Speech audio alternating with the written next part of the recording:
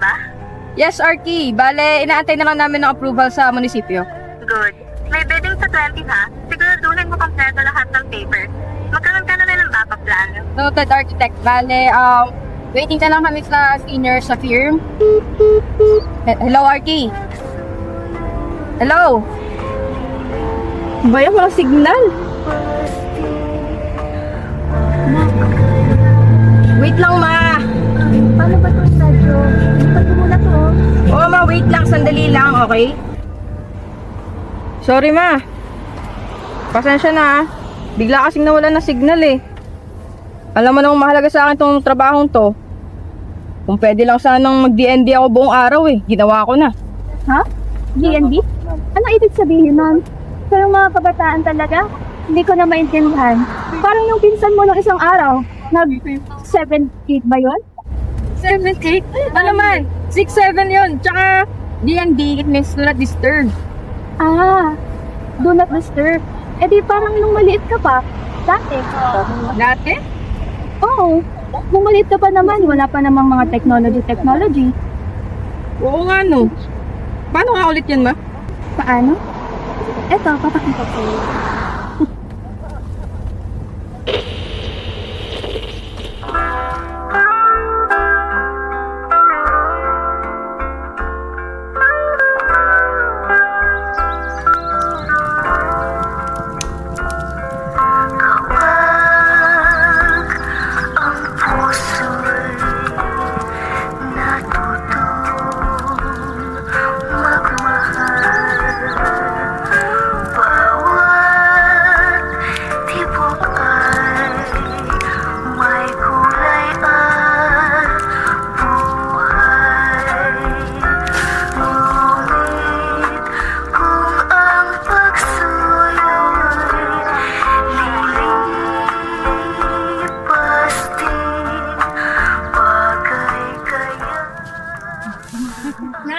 Gising na! May tanghali na! Sige, ma. Saglit lang po.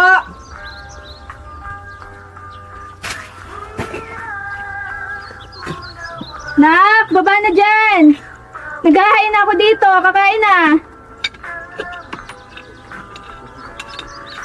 Uy! Sarap naman yan, ma.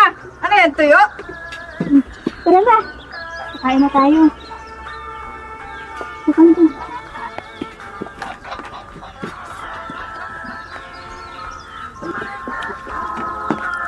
Ang buhay natin noon, di hamak na simple lamang. Manok at huni ng mga ibon ang gumising sa atin, hindi ang mga ugong ng kotse o malakas na tunog ng mga telebisyon. Mahirap ang buhay noon. Walang induction cooker o gas stove. Mga tuyong sanga o biniyak na bao lang ang ginagamit para makapaghanda ng ulam na kakarampot. Mahirap pero payapa. Sapat na sa akin yun. Masaya na ako.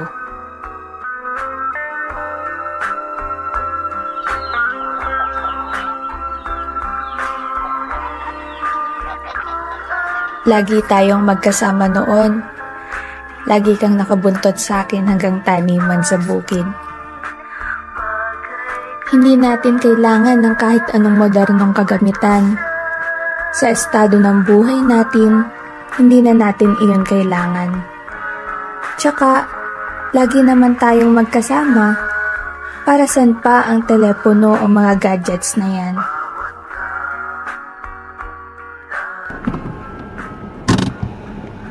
Ma, dito na tayo.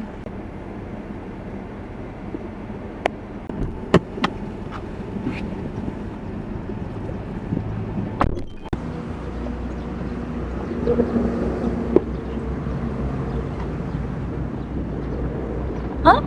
Nasaan tayo? Di ba ito yung... Oo, ma. Ito yun. Tara.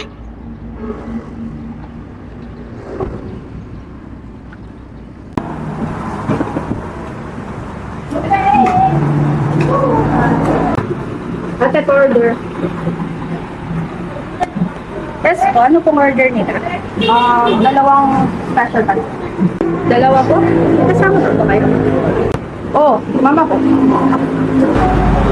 Ano daw? Di ba isa lang siya? Tanda mo pa pala yung paborito ko. Oo naman ma, naalala ko pa.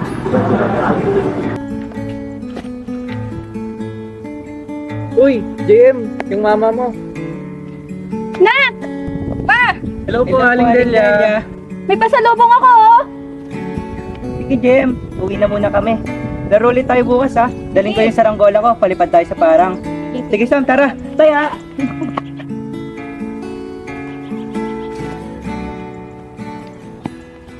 Uy, pasalubong! Paano pa? Ma, ano yan? Pansit, paborito ni Mama. Gusto mo rin to, di ba? Opo naman po. Kung anong paborito mo, paborito ko na din. Oh, ano pa inintay mo? Tara, kainin na natin to. Baka lumamig pa eh. Tara ma, gutom na din ako eh. Hindi pa uso ang mga food delivery noon, kaya kailangan nating maglakad papuntang bayan para makabili ng mga pagkain o di kaya kukuha tayo sa sariling tanim.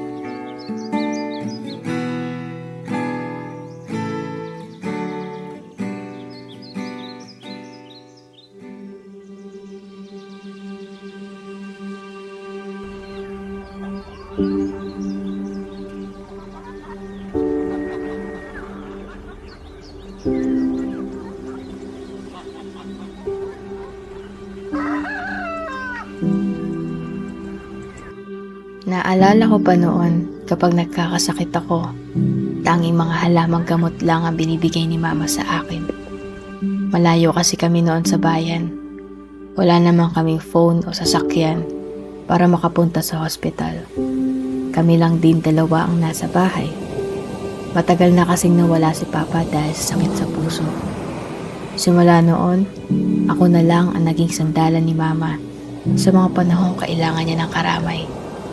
Ako din ang naging lakas niya para magpatuloy sa buhay. At siya din ang naging inspirasyon ko para magtagumpay. Kaya ngayon, gusto ko siyang bigyan ng magandang buhay. Gagawin ko ang lahat maging masaya lamang siya. Alam kong may pagkukulang din ako sa kanya bilang anak. May mga pagkakataong hindi ko na siya nabibigyan ng oras dahil sa pagiging abala ko sa trabaho. Pero ngayon, namimiss ko yung dati naming buhay. Simple, tahimik, walang ingay, malayo sa magulong mundo. Doon ko napagtanto na kung hindi dahil kay Mama, kung hindi dahil sa lahat ng sakripisyo niya para sa akin, wala ako dito ngayon. Wala siyang masasandalan. Wala siya.